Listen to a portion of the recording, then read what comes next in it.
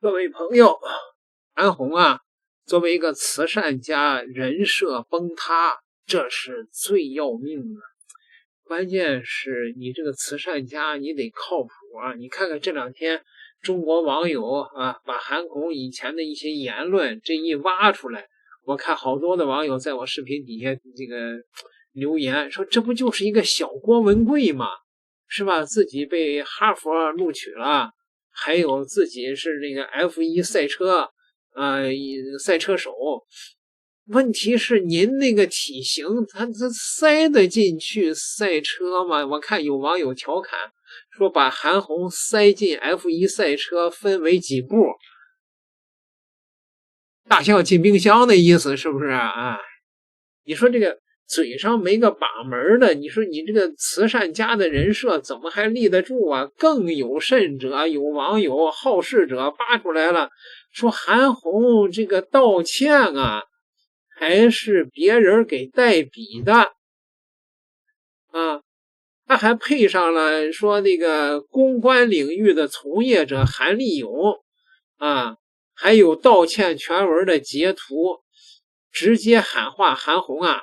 你得守住口碑啊！你连个道歉都让别人代笔，你这不消耗多年攒下的公益口碑吗？那有人说，那没办法，那韩红人家文化水平不够啊，也就初中没上完，他写不出这个道歉来，那找人代笔也正常，反正是那个基金会里边有这笔经费，是吧？当然了，这个现在不能证实啊。但是呢，这一对比呢，几乎是如出一辙，这个文稿如出一辙。你说这个韩红怎么弄啊？随着这个韩红的争议越来越大，比如说他呢是100个专家，什么100辆救护车呀，是怎么着去跑去内蒙去义诊去？那这个事儿呢，做的对不对呢？牧民也确实居住分散，也需要这种义诊，这个事儿做的没错。但是呢，仍然有网友呢提出了对这个事情的质疑，还非常的有道理。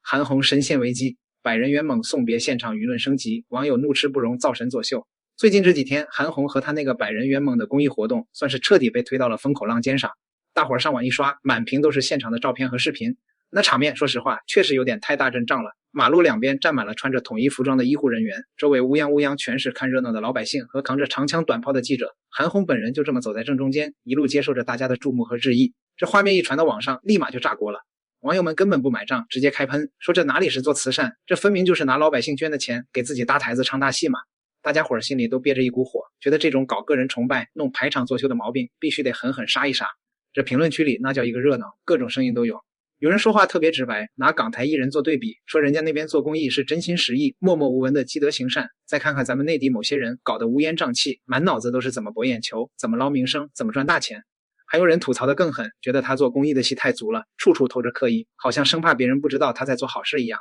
大家伙儿的想法很简单，你要是真有一颗善良的心，踏踏实实帮人就行了，何必搞得这么兴师动众，惹人反感呢？甚至有人气得放狠话，说普通老百姓省吃俭用捐出来的血汗钱可不是这么糟蹋的。其实仔细捋一捋这事儿，真不是一天两天积攒下来的怨气。就在前阵子，韩红去给冯小刚的新电影站台宣传，在台上扯着嗓子喊大家去走个面支持票房。这事儿一出，好多一直默默给他捐钱的粉丝和月捐人心都凉了半截。大家觉得我们掏钱是因为信你这个人，信你做公益的纯粹，结果你转头就把这份信任拿去给商业电影换人情换票房，这不是拿我们的善意当筹码吗？很多人一气之下直接就把自动捐款给停了。紧接着网上又传出消息，说韩红因为压力太大，哭着喊着要退出公益圈。这下子大家更是气不打一处来，纷纷跑去翻他基金会的账本，拿着放大镜逐行逐句的查。这一查，7.83个亿的筹款总额，还有那些密密麻麻的支出明细，全都被放在了显微镜下。就在这个节骨眼上，百人圆梦那排场齐大的送别仪式又曝光了，这下算是把大伙儿心里那根弦彻底挑断了。网友们纷纷质疑，这搞大型仪式，请媒体跟拍，弄欢送排场，哪一样不要钱？这些钱难道不是从善款里出的吗？我们捐钱是为了救偏远地区看不起病的穷人，可不是为了给你搞个人形象包装的。咱们客观的拿数据说话，看看基金会公开的账本，一年筹集了 7.83 个亿，其中超过 85% 的钱，也就是 6.65 个亿以上，确确实实是花在了看病救人、灾区救援这些实打实的民生项目上。而且韩红本人在基金会里是不拿1分钱的，日常的管理开销也被死死按在了 3% 以下，这比国家规定的 10% 红线低了一大截。单从财务的硬性规矩来看，人家确实没把善款揣进自己腰包，也没有贪腐私吞。但是规矩是规矩，老百姓心里的那杆秤是另一回事。剩下的那大概 12% 的非直接救助开销就成了众矢之的。这笔钱里面包含了大量的线下活动配套、媒体宣传、仪式执行等费用。从合规的角度讲，这些钱花的没毛病，没触碰法律底线。可从老百姓的情感逻辑上讲，这就让人心里很不舒服了。你想啊，一边是偏远地区急需救命钱的病患，另一边却是镁光灯下浩浩荡荡的欢送队伍。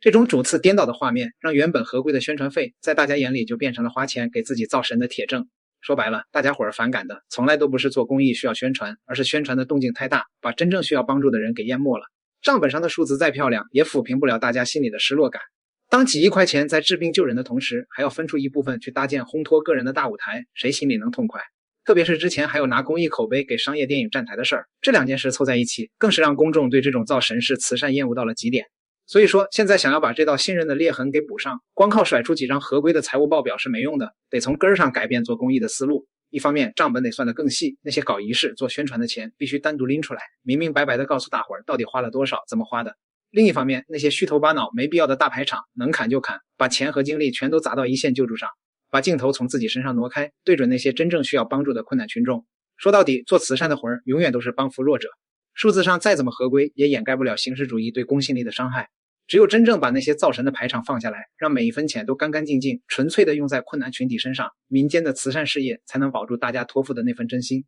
这事儿闹到现在，大家心里肯定也都有不少话想说。你们觉得做公益到底该不该搞这么大阵仗的仪式？韩红这次是真的做过了，还是被网友们的要求给绑架了？咱们老百姓捐钱到底图个啥？来，都在评论区里唠唠，咱们一块探讨探讨，别憋着。韩红的道歉信发出之后没引起什么关注，大家的目光都跟着他的百人团队到内蒙古的街头义诊去了。大家很好奇，这些穿着白大褂的名医每人40万的费用能救治多少人？同时，单靠血压仪、血糖仪这些设备能发现个什么大病？慈善就是救苦救难，一群名医不去巡视病房，不去走访困难群体，跟泥菩萨似的在大街哭坐，你们救得了谁？病轻的没人来，病重的来不了，除了拍照方便，这种形式实在是有点浪费了。那些月捐人要是知道自己捐出的血汗钱就是被这些人的屁股给做没了，心里能是滋味吗？难怪有本地网友说，内蒙古医院为了抢病源，天天在街头免费义诊，他们来了也不过是多给医院拉点人头而已，病人医药费他们又1分钱也不会帮，这话让人听了有点心酸。但是我相信这是真的，因为我们山河4省也是这个样子。韩红老师自己就是一个疾病缠身的病人，他应该知道病人最关心的是打针吃药这些临床治疗的手段，而不是做多么高级的救火车。但是几个亿的投入都完美避开了最弱势、最需要帮助的病人，而是选择了为医院锦上添花。你说他没搞慈善吧，他还是花钱了；你说他搞慈善吧，倒不如说他是在对医院搞股权投资。这种缘木求鱼的行为背后没点什么说法，很难让人信服。你可千万别拿基金会管理条例来忽悠我啊，里面就没有救护车这3字。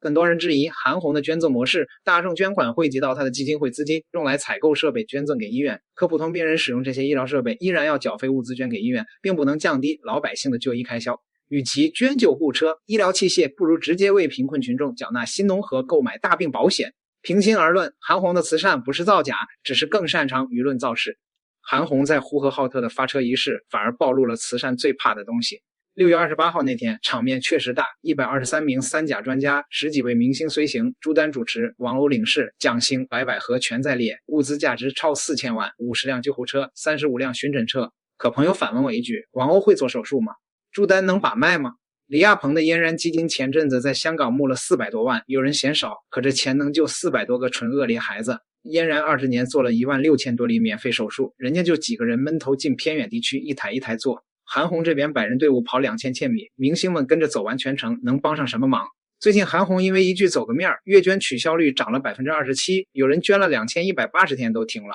留言写的是捐款救急的，不是给娱乐圈凑人情的，这句话说的真准。慈善最怕的不是钱少，是排场盖过了时效。韩红把流动3甲搬到了牧区，这点没人否定。可那些明星站在发车台上宣誓的时候，有没有想过牧区老乡等的是医生还是镜头？信任这东西经不起反复消耗。难道仅仅是一句看似无心的走个面就能让坚守了6年的百人圆盟公益行动在舆论场里掀起如此巨大的波澜吗？当一位连续捐款2180天的阅捐人选择按下停止键，并在留言区写下那句直击灵魂的捐款救急的不是给娱乐圈凑人情的时，我们看到的难道仅仅是大众对某位公众人物言行的苛责吗？这背后隐藏的其实是普通人在面对慈善事业时对初心二字最本能的捍卫与焦虑。当明星的光环与公益的纯粹发生碰撞，这种边界感的模糊难道不会让那些默默奉献的善款蒙上一层挥之不去的阴影吗？顺着这份大众的焦虑往下探寻，我们不禁要问，在医疗援助这种极其严肃的生命救援面前，明星志愿者的加入究竟扮演着怎样的角色？当镜头聚焦于发车仪式上群星闪耀的宣誓，当朱丹与王鸥的名字与3甲医院专家并列出现在通稿中时，这种强烈的视觉反差难道不会让公众产生一种宣传盖过实干的错觉吗？不可否认，明星自带流量，能够为偏远地区的医疗困境争取到更多的社会关注。可当这种关注度转化为对明星个人的过度消费时，那些真正在草原深处忍受颠簸为牧民听诊开药的医生们，难道不就成了这场盛大仪式里最沉默的背景板吗？当我们将目光从喧嚣的启动仪式移开，投向那些真正在泥泞中跋涉的公益同行，真正让人深思的，难道不是两种截然不同的慈善生态吗？嫣然天使基金20年如一日，没有铺天盖地的红毯，没有群星云集的史诗，只有几个医生背着器械，在偏远地区一台一台的为蠢恶劣孩子缝合伤口。这种闷头做事的笨功夫，难道不比任何精心策划的公关秀都更有力量吗？当韩红基金会带着4000万物资和100人队伍浩浩荡荡地开进内蒙古时，公众的质疑并非出于对医疗援助本身的否定，而是出于对排场与实效之间失衡的担忧。当老乡们眼巴巴望着的是能救命的医生，而不是举着相机的随行团队时，这种错位难道不正是对慈善公信力最致命的消耗吗？顺着信任危机的脉络再往深处看，这场风波难道不也折射出当下中国公益正在经历的阵痛期吗？当公众人物的言行被无限放大，当一句商业场合的玩笑话就能引发阅捐取消率的飙升，我们看到的其实是大众对明星主导型公益的审美疲劳与信任透支。在这个流量为王的时代，人们太害怕善意被包装成秀场，太害怕自己的爱心成为他人洗白或造势的工具。韩红和他的团队确实在做实事，那50辆救护车和40所乡镇急救室是实打实的救命资源。可当这份沉甸甸的善意被裹挟在娱乐圈的恩怨与热搜的喧嚣中时，它还能保持最初的纯粹吗？时间终会给出最公正的答案。当所有的争议与喧嚣归于平静，真正能支撑一家慈善机构走过漫长岁月的，从来都不是名人的光环，而是对受助者最深沉的敬畏。韩红在发车仪式上红了眼眶，她对着镜头说：“把路打通，把药送到。”这份在草原上摸爬滚打出的真情，难道不比任何公关话术都更动人吗？愿所有的慈善都能褪去浮华，回归救死扶伤的本真。愿那些在草原深处等待救援的老乡们能早日等到那辆真正属于他们的救护车，让每一份善意都不被辜负，让每一次信任都不被消耗。要不要我把前面聊的韩红基金、嫣然天使、陈光标这几家做个对比表，从资金规模、人员结构、透明度几个维度横向拉一下，数据摆出来会更直观。随着韩红的人品风波是越闹越大，央视也抛弃了韩红。为什么呢？因为有网友敏锐地发现，央视在那个庆祝青藏铁路通车的专辑节目里边，没有用炙手可热的韩红唱的那个《天路》，而是请出了他的原作者巴桑。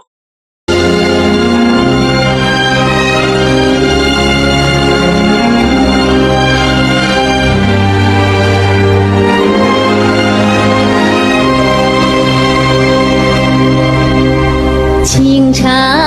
我站在青青的草场。有网友就留言了，说今年是青藏铁路全线开通20周年，重温歌曲《天路》，这是央视网。然后呢，网友们一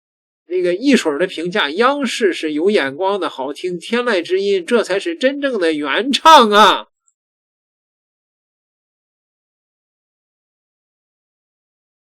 这网友说，这是不是代表着点什么意味啊？不管这首歌有多少人唱过都没用，因为首唱是我。电视剧里面也是我啊，对不起，有些霸气是天生的，霸气侧漏，不好意思。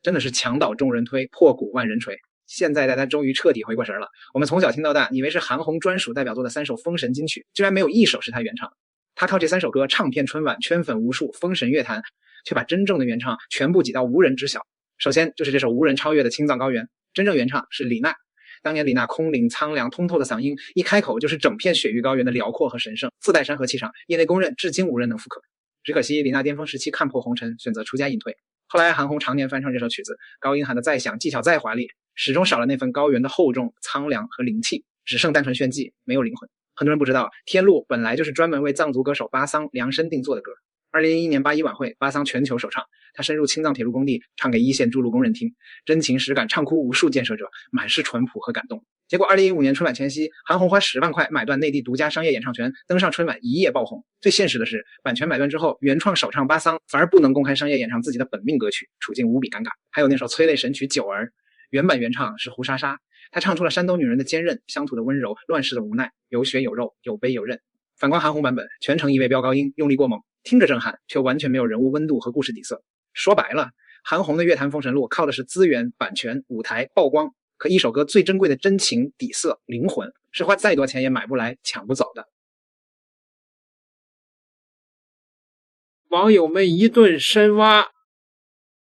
就发现他的3首成名作全都是买来的，没有一首是原创啊。当然了，这个没有原创也不是问题，但是网友呢传言说这个李娜为什么出家呀？那就是因为他的成名作被买走了，他以后唱不了了，所以就抑郁了。当然了，这都是传言啊。但是现在韩红的这个人设呀，现在是越来越经不住网友的这个质疑了。这个慈善家还能撑得下去吗？各位朋友，点个订阅，咱们下期再聊。